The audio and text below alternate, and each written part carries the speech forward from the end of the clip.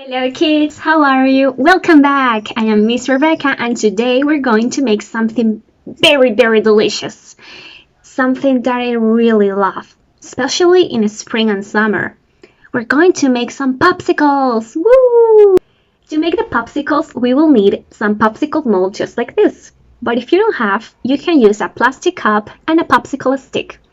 I'm going to make two flavors. For the first one, I'm going to mix lemon juice and some red berries. And for the second one, I'm going to mix orange and yogurt.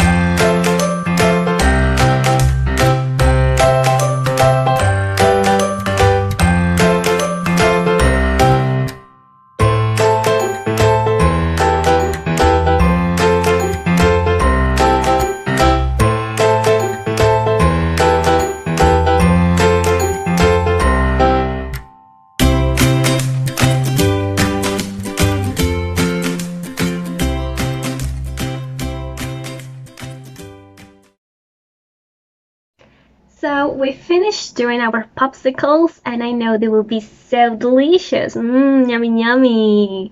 We'll see you in the next video. Bye bye. I love you.